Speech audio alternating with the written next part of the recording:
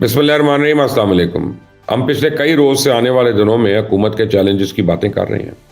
I am F کی بات ہو رہی ہے جو ایک زہریلے شیشناک کی طرح پھنکار رہا ہے۔ آج میں نے سوچا کیوں نہ آئی ایم ایف کے پچھلے 8-10 سال کی مختصر تاریخ پہ بات کی جائے۔ آئی ایم ایف معاہدوں کا ذمہ دار کون ہے؟ کون سی ایسی طاقتیں ہیں وہ چاہے بیرونی ہو یا اندرونی جو نہیں چاہتی کہ پاکستان ترقی کرے؟ پاکستان آئی ایم ایف کے معاشی چنگل سے نکلے، پاکستان کی حکومتیں اس کی کتنی ذمہ دار ہیں؟ آج کی اس ویڈیو میں کچھ سوالات کے تو جواب آپ کو ملیں گے، لیکن آگے سے بڑھنے سے پہلے اگر آپ نے ابھی تک اس چینل کو سبسکرائب نہیں کیا تو پلیز کر لیں، بیل آئیکن کو ضرور پریس کر لیجئے گا۔ آج سے ٹھیک 7 سال پہلے 2016 میں نواز شریف نے نعرہ مارا کہ وہ آئی ایم ایف کو خیر آباد کہنے والے ہیں، لیکن 2 سال بعد جب نون لیگ کی حکومت ختم ہوئی تو ماہرین معیشت نے نون لیگ کی پھیلائی گئی بارودی سرنگوں کو میکرو میس یعنی بڑے مسئلے کا نام دے دیا۔ جب عمران خان نے ملک کے 22ویں وزیر اعظم کا حلف اٹھایا تو اس وقت حکومت کے لیے بہت سے معاشی مسائل پیدا ہو رہے تھے۔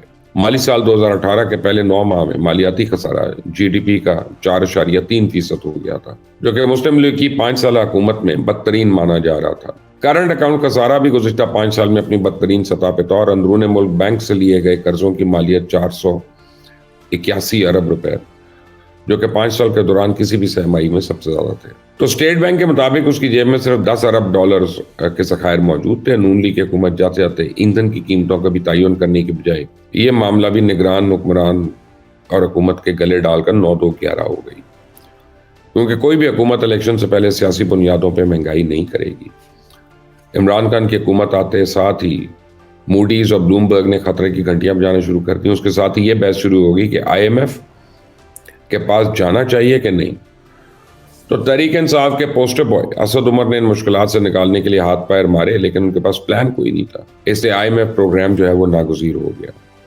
سال 2019 کے شروع سے ہی آئی ایم ایف کے ساتھ رابطوں کی کوشش تیز ہو گئی اور اپریل 2019 میں Asad Umar I am F سے بیل آؤٹ پیکج لے کر گفتگو کے لیے واشنگٹن گئے اور ان کی وہاں عالمی بینک کے حکام سے بھی ملاقاتیں ہوئی۔ اس ملاقات کے بعد اسد عمر کے استعفے کی کیا سرائیاں خبروں کی زینت بننے لگیں اور یوں 18 اپریل 2019 کو اسد عمر نے خود ایک ٹویٹ کر کے عمران خان کے کیبنٹ ری شفل کرنے کے فیصلے سے آگاہ کر دیا۔ اس کے بعد ایک نئی بحث چل گئی کہ اب اگلا وزیر خزانہ کون ہوگا۔ بالآخر مشیر برائے خزانہ کے لیے قرعہ جو ہے حفیظ شیخ کے نام نکلا۔ اس کے بعد مئی 17 2019 پاکستان اور آئی ایم ایف سے 6 ارب ڈالر قرض کے معاہدے پہ اتفاق رائے ہوا، لیکن اس کے بعد اس سے بڑی بلا پاکستان کے سامنے آ کے کھڑی ہو گئی۔ مارچ 2020 میں پاکستان میں کرونا کی وجہ سے لاک ڈاؤن ہو گیا، شہر ویران ہو گئے، کاروبار ٹھپ ہو گئے، معیشت کا حجم سکڑتا گیا۔ وبا کی پہلی لہر اور اس کی وجہ سے ہونے والی کاروباری اور عوامی مقامات کی بندش نے اپریل 2020 سے لے کے جولائی 2020 کے دوران صرف 3 مہینے کے عرصے میں 2 کروڑ سے زیادہ لوگوں کو ان کے روزگار سے محروم کر دیا۔ اس دوران 65 لاکھ سے زیادہ دیگر لوگوں کی آمدن میں کمی بھی واقع ہوئی۔ اپریل 2020 سے جولائی 2020 کے دوران پاکستان کے تقریباً 53% گھرانے معاشی طور پر متاثر ہو گئے۔ تقریباً 22% گھرانوں میں ان 3 مہینوں کے دوران کھانے پینے کی اشیاء بالکل ختم ہو گئیں اور کم از کم 29% گھرانوں میں لوگ فاقہ کشی پہ مجبور ہو گئے۔ اس کے بعد تو عمران خان کی حکومت چاہیے تھا کہ آئی ایم ایف سے بات کر کے ریلیف دیا جاتا، لیکن ان سے بات کیے بغیر آئی ایم ایف کے ساتھ جو معاہدہ تھا اس کی خلاف ورزی کی گئی اور بجلی کی قیمتوں میں پہلے 10 روپے پھر 5 روپے فی یونٹ کمی کر دی گئی۔ پیٹرول پہ سبسڈی دی گئی۔ یوں آئی ایم ایف کے ساتھ کانٹریکچوئل یعنی چیٹنگ کا ایک سلسلہ شروع ہو گیا۔ پھر بہرحال عمران خان کی حکومت کا تختہ الٹ دیا گیا اور پی ٹی ایم کی حکومت آ گئی۔ یہ وہ وقت تھا جب کورونا وبا کی وجہ سے کئی ملک ڈیفالٹ کی نہج تک پہنچ گئے، انہی میں سے ایک سری لنکا تھا۔ اپریل 12 2022 میں سری لنکا ایشیا پیسیفک خطے کا وہ پہلا ملک بن گیا جو پچھلے 20 برس میں بیرونی قرضے واپس نہ کرنے کی وجہ سے ڈیفالٹ کر گیا۔ نہ صرف ڈیفالٹ کر گیا بلکہ ملک میں دنگے اور فساد ہونا شروع ہو گئے۔ لوگ سڑکوں پہ نکل آئے، حکومت نے ملک بھر میں ایمرجنسی نافذ کر دی اور مئی 2022 میں سری لنکا کے وزیر اعظم مہندر راجپکشے کو اپنے عہدے سے مستعفی ہونا پڑا۔ وزیر اعظم کے استعفے کے بعد بھی حالات قابو میں نہ آئے اور جولائی 2022 میں لوگوں نے سری لنکا کے صدارتی محل پہ قبضہ کر لیا۔ وہ تو پاکستان میں یہ سوچا جا رہا تھا کہ ہم نے حکومت میں بیٹھنا ہے یا پھر چھوڑ کر الیکشن کی طرف جانا ہے۔ تو اگر اس وقت الیکشن کی طرف جایا جاتا تو حالات کچھ اور ہوتے، لیکن تب پی ڈی ایم نے مشکل فیصلوں کی شروعات تو کی نہیں تھی، لیکن اس کے برعکس شہباز شریف نے کرسی نہیں چھوڑی اور پاکستان کے زوال کا آغاز ہوا۔ پی ڈی ایم لیڈرشپ جو ہے ٹاک شوز اور پریس کانفرنسز ذریعے عوام کو خوابوں کے معیار تعمیر کر کے دیتی رہی اور 2 جون کو مفتاح اسماعیل نے پیٹرولیم مصنوعات کی قیمتوں میں 30 روپے اضافہ کر دیا۔ یہ معاشی ابتری مہنگائی اور بے روزگاری کا آغاز تھا، کیونکہ اس کے بعد صرف 20 دن کے اندر پاکستان مسلم لیگ کے اتحادیوں پر مبنی مخلوق حکومت ہے مسلسل تیسری بار پیٹرولیم مصنوعات کی قیمتوں میں اضافہ کیا۔ اب ایک طرف پی ڈی ایم حکومت عوام پہ بجلی اور پیٹرول بم گرا رہی تھی، وہیں دوسری طرف نون لیگ میں مفتاح اور اسحاق ڈار کی لڑائی کا آغاز ہو گیا۔ مفتاح اسماعیل کے مطابق اسحاق ڈار نے میرے خلاف ٹی وی پروگرامز کروائے، بیانات جاری کروائے کیونکہ انہیں وزیر بننے کا شوق تھا۔ بات یہاں تک نہ رکی اور مفتاح نے یہ بھی الزام لگایا کہ اسحاق ڈار میرے کالمز اور ٹی وی پروگرامز میں کی گئی گفتگو پر نواز شریف کو شکایتیں کرتے ہیں۔ تو بالآخر اسحاق ڈار جیت گئے اور مفتاح اسماعیل کو اپنے عہدے سے مستعفی ہونا پڑا۔ اسحاق ڈار نے پاکستان آنے سے پہلے بیان دیا کہ میں ملک کی معیشت کو اس طرح بہتر کروں گا جس طرح 2013 اور 17 کے دوران کیا تھا۔ ڈار صاحب کے وعدے بھی دھرے کے دھرے رہے اور اسحاق ڈار کے آنے کے بعد صرف ایک مہینے میں ڈالر 225 تک پہنچ گیا اور گرے مارکیٹ میں قیمت 240 سے تجاوز کر گئی۔ ادھر سیاسی درجہ حرارت بھی اپنے عروج پہ تھا۔ عمران خان نے لانگ مارچ کا آغاز کر رکھا تھا۔ 3 نومبر کو وزیر آباد میں جب عمران خان پہ قاطرانہ حملہ ہوا تو سیاسی عدم استحکام میں مزید اضافہ ہو گیا اور معاملات سنبھلنے کی بجائے مزید بگڑتے چلے گئے۔